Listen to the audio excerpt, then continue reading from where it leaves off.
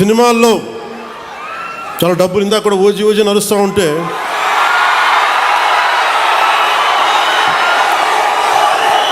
OG లాంటి సినిమాలు మనం 2004 తర్వాత కొట్టేవాళ్ళం. కానీ సినిమాల మీద నాకు దృష్టి లేదు, నాకు సమాజం మీద ఉంది నా దృష్టి. ఈ మధ్యన మీరు బాధపడుతున్నారని చెప్పి కొంచెం దృష్టి పెట్టాను ఓజీ గురించి. మరీ రాజకీయం సమాజం అని మమ్మల్ని ఏడిపిస్తున్నాడు, మమ్మల్ని తలెత్తుకోలేకపోతున్నాం మన అభిమానులు అందరూ మాట్లాడుతూ ఉంటే ఒక్కసారి మీకోసం దృష్టి సారించాను. ఎందుకంటే నాకు సినిమాలు ఒకే నా బతుకు తెరువు, నా జీవనాధారం. రాజకీయం నా బాధ్యత, నా దేశభక్తిని చూపించుకోవడానికి, నా సామాజిక బాధ్యతను నిర్వర్తించడానికి నేను ఎంచుకున్న బాధ్యత ఇది. సో మీకోసం ఇలా చేయబట్టే నేను దాదాపు ఈ రోజున పల్లె పండుగ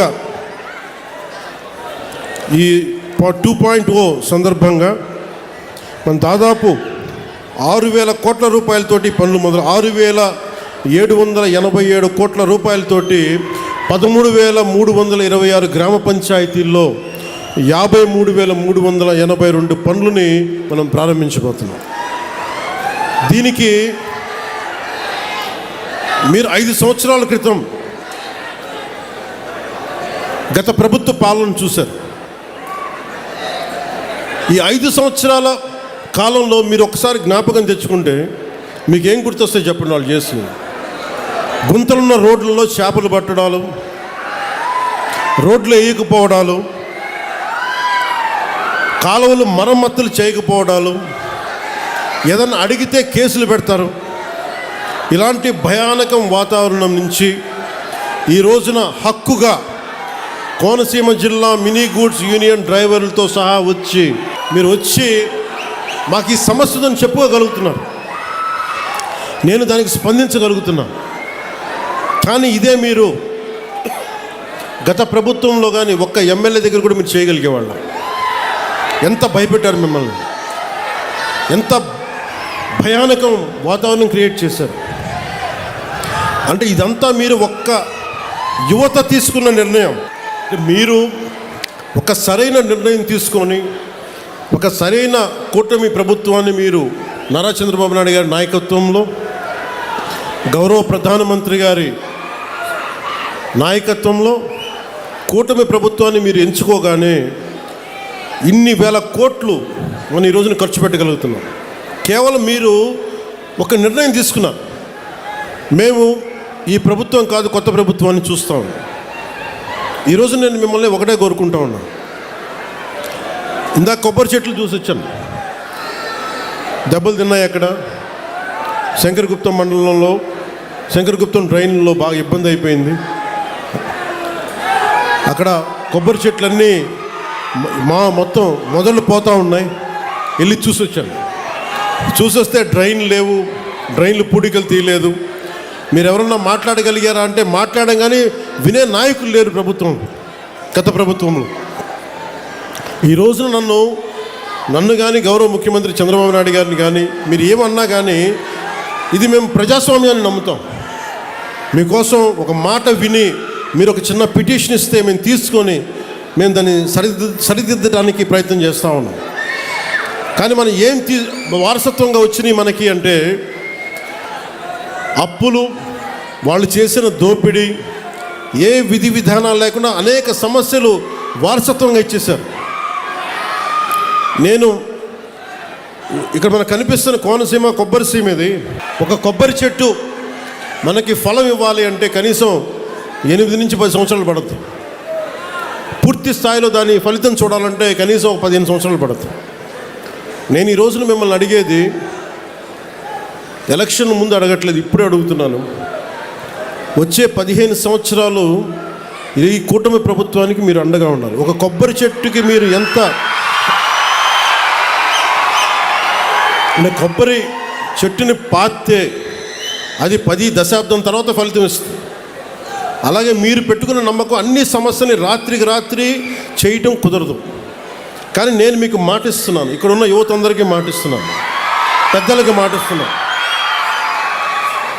నేను చాలా ప్రైమ్ ఏజ్లో వచ్చాను. నేను పాలిటిక్స్కి ఎర్లీ 30sలో వచ్చాను. నేను దేనికి వచ్చానంటే, నేను ఎంతసేపు మనం జై హిందులు కొడతాం, మహాత్మా గాంధీ గారికి దండలేస్తాం, నేతాజీ సుభాష్ చంద్రబోస్ గారికి సెల్యూట్లు కొడతాం,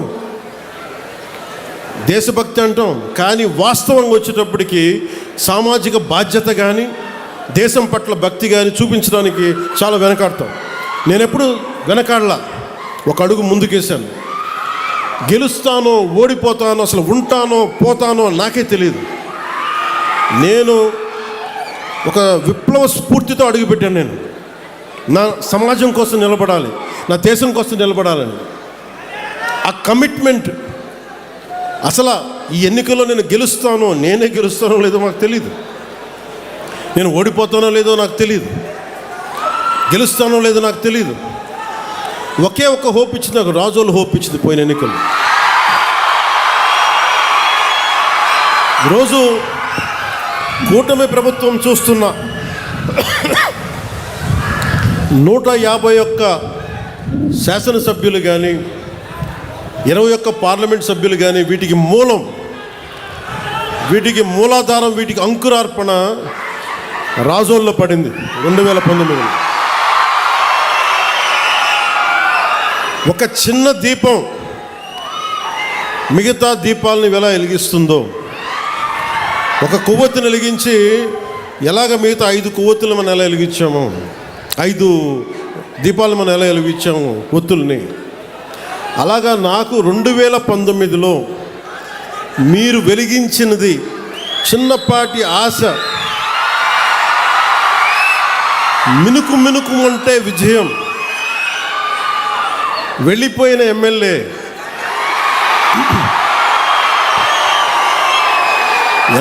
వెళ్ళిపోయినా ప్రజలు వెళ్ళా, నా అన్నదమ్ములు వెళ్ళా, నా మాడపడుచులు వెళ్ళా, మా అక్క చెల్లెలు వెళ్ళా, మమ్మల్ని నిరంతరం చిరంజీవిగా ఉండని ఆశీర్వదించే పెద్దలు వదల్లా. మీరు ఇచ్చిన ఆ చిన్నపాటి ఆశ ఈ రోజున కూటమి ప్రభుత్వానికి ఎంత బలమైందంటే, అది నాకు బలమైంది, నేను కూటమికి బలమైంది. అది మీరు ఇచ్చింది. అందుకు నాకు ప్రత్యేకించి బాధ్యత ఉంది. నాకు రాజోలకి ఇందాక మన సోదరులు హరీష్ గారు చెప్పినట్టుగా, నేను గెలవటం పిఠాపురం నుంచి పోటీ చేశాను, గెలిచాను. కానీ రాజోలు నేను గుండెల్లో పెట్టుకుని నియోజకవర్గం. అందుకే పరమశివుడి ఆశీస్సులతోటి ఆలయాన్ని మొత్తం నేను అతి త్వరలో దానికి నిర్మాణానికి పూర్తి స్థాయిలో నా సహకారాన్ని దానికి అందిస్తాను. మనం పల్లె పండుగ 2.0లో రహదారులు దాదాపు 8,571 కొత్త రహదారులు నిర్మాణం చేస్తూ ఉన్నాం.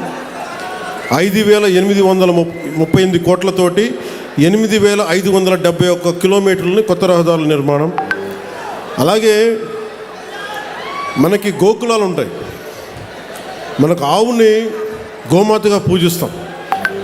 ఇన్ని సంవత్సరాల్లో ఎవరు కూడా ఇన్ని గోకులాలు కానీ ముందుకు తీసుకెళ్ళలేకపోయారు. అలాంటిది మనం మన కూటమి ప్రభుత్వం వచ్చాక ఇప్పుడు దీంట్లో 375 కోట్ల రూపాయల వ్యయంతో 25,000 కొత్త మినీ గోకులాలు, 16 కోట్ల అంచనాతోటి 157 కమ్యూనిటీ గోకులాలని మనం ఏర్పాటు చేయబోతూ ఉన్నాం. అలాగే 4 కోట్లు ఖర్చుతో 58 కిలోమీటర్ల మ్యాజిక్ డ్రైన్స్ని నిర్మాణం చేయబోతూ ఉన్నాం. పంచాయతీ పరిధిలో 486 కోట్ల రూపాయలతోటి 15,000 కొత్త అభివృద్ధి పనులను చేయబోతూ ఉన్నాం. అలాగే డిస్ట్రిక్ట్ పంచాయతీ రిసోర్స్ సెంటర్కి 148 కోట్లతోటి డిపిఆర్స్ మరియు గ్రామ పంచాయతీ భవనాలు నిర్మాణం చేస్తూ ఉన్నాం. అలాగే ఏషియన్ ఇన్ఫ్రాస్ట్రక్చర్ డెవలప్మెంట్ బ్యాంక్ నుంచి రుణ సహకారం తీసుకోవడంతో పాటు మహాత్మా గాంధీ జాతీయ ఉపాధి హామీ పథకం నిధులతోటి 15వ ఆర్థిక సంఘం నిధులతోటి ప్రధానమంత్రి గారి గ్రామ సడక్ యోజన, శాస్కి అంటే రాష్ట్ర మూలధన పెట్టుబడుల ప్రత్యేక సాయం వంటి పథకాల నుంచి దాదాపు 6,787 కోట్లు సమీకరించి పల్లె పండుగ 2 ద్వారా 13,326 గ్రామ పంచాయతీల పరిధిలో 53,382 పనులను చేపడుతున్నాం ఈరోజు. సో దానికి మీరందరూ ప్రత్యేక అతిథులుగా వచ్చినందుకు, అది మన రాజోల్లో దీని ప్రారంభోత్సవం చేసినందుకు మీ అందరికీ మనస్ఫూర్తిగా మీకు ధన్యవాదాలు తెలుపుకుంటా ఉన్నాను.